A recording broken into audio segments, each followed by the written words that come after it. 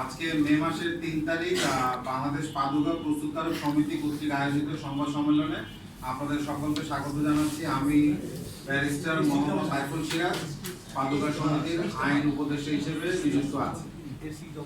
আজকে আমাদের যে সংবাদ সম্মেলন, এটার মূল বিষয়বস্তু হচ্ছে সরকার হাওয়াই চপ্পল এবং পাদুকার উপর যে ভ্যাট এতদিন ধরে অব্যাহতি প্রাপ্ত ছিল সেটার উপর ভ্যাট আরোপ করেছে।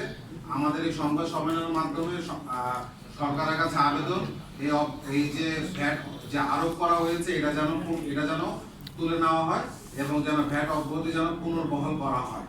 এটাই হচ্ছে আমাদের আজকে সংবাদ সম্মেলনের মাধ্যমে সরকারের কাছে আমাদের আবেদন। এখন প্রথমত আমাদের যে আজকে যে প্রেস রিলিজ, যেটা আকারে, এটা সম্পূর্ণ নোট আকারে আপনাদের কাছে দেওয়া আছে। এটা আমি আর ওয়ার্ড বাই ওয়ার্ড বললাম না।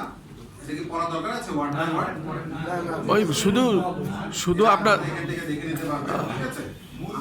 আমাদের যে মূল ফোকাস যেটা সেটা আমি একটু আলোকপাত করতে যাচ্ছি আপনাদের অনুমতি সাপেক্ষে। হ্যাঁ, ওই দাবিগুলো বলেন আর কি। হ্যাঁ, আমাদের এখানে মেইন জিনিসটা হচ্ছে